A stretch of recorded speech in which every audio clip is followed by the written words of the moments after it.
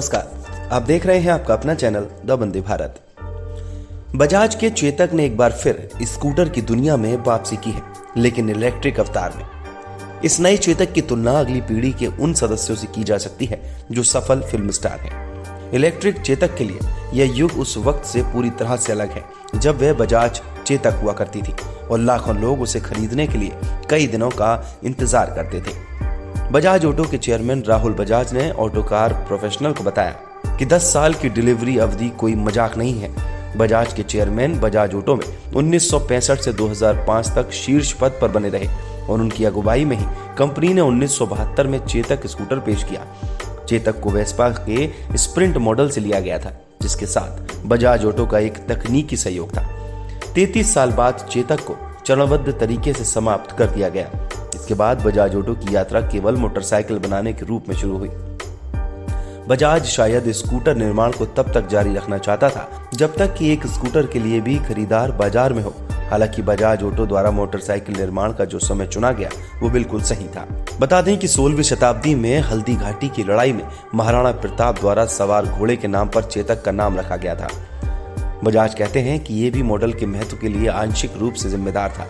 चेतक की लोकप्रियता का अंदाज इस बात से लगाया जा सकता है कि उसके विज्ञापन का एक कैचलाइन हमारा बजाज यानी हिंदी फॉर अवर बजाज लोगों की जुबान पर चढ़ गया था। चेतक की लोकप्रियता इतनी अधिक थी कि जाहिर तौर पर बाजार में इसकी शोरूम कीमत लगभग 2 गुनी थी।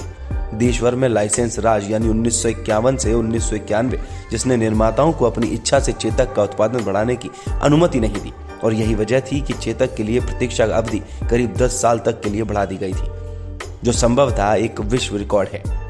बजाज कहते हैं कि चेतक की सफलता के लिए गुणवत्ता, लागत और उपलब्धता प्रमुख वजह थी। बजाज के पूर्व मुखिया पुराने दिनों को याद दिलाते हुए कहते हैं कि उस समय देश में लगभग 600 डीलर थे और बजाज ऑटो भारत की प्रमुख दोपहिया निर्माता कंपनी थी। वे आगे कहते हैं कि मुझे याद है कि केवल एक और चीज जिसकी डिलीवरी की अवधि 8 या 10 साल थी वह थी कुछ समय के लिए प्रीमियर पश्चिमी कार। 1990 में चेतक सेल्फ से उपलब्ध होना शुरू हुआ।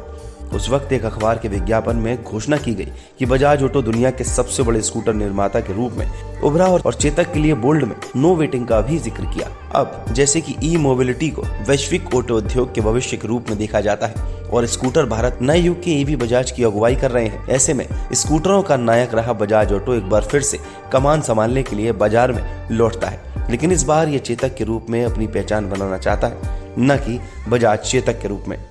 चेतक के पुनर्जन्म पर उद्योग जगत के दिग्गज और एक पिता कहते हैं कि मैं बहुत खुश हूं। मैं राजीव बजाज और उनकी टीम को बधाई देता हूं। अगर आपको भी ये वीडियो पसंद आई हो तो इस वीडियो को लाइक कीजिए, शेयर कीजिए और हमारे चैनल को सब्सक्राइब कीजिए। नमस्कार।